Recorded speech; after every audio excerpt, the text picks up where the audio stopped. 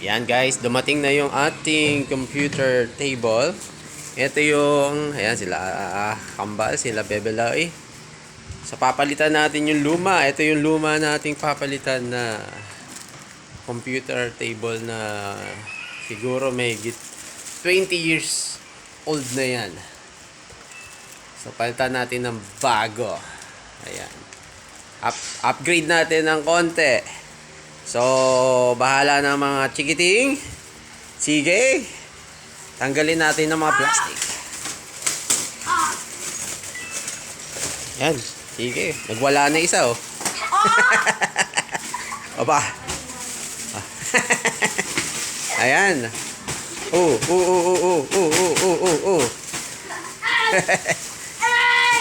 But the first thing, you should find the... Bahala na kayo dyan.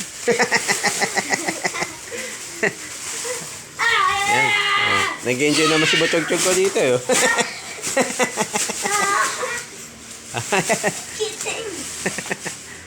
So mamaya, pagka natapos yan, i-set up natin yung ating computer. Linisin muna natin bago natin lagay.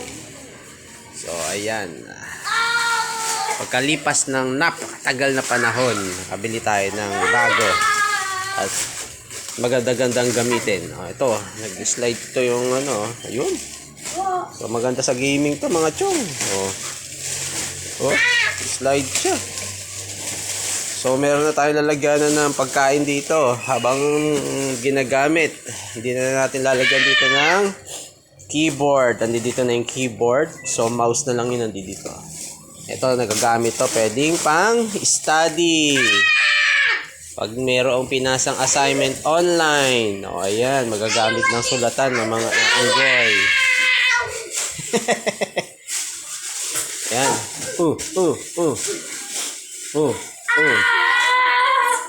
Mamaya kakaganyan, may masisira. So, sige. Tignan natin. Dito, lalagay patungan to ng ng printer. So, meron tayong printer dyan. So, tignan natin pagka na-setup yan. Maganda na yan. So, ang tanong, ito, laging gumagalaw. May lock ba yung gulong? Yung gulong niya. Yun, alam na ni Bochog yung function. Meron sila. Meron? Aba, yun, ang off. Dahan-dahan, baka magupit yung iba. Huwag masyadong malikot. Lever 1. Pumuha na ng gunting. Up. Dahan-dahan. Huwag masyado. Baka may matusok. Yun. So, tingin ko. Ayun.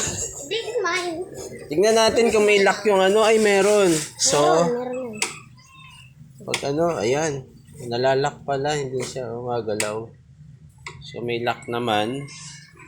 So, ayan. So, sige, pamaya-maya. Tignan natin pagka nalagay na natin. So, just in 3, 2, 1. Sign up muna tayo.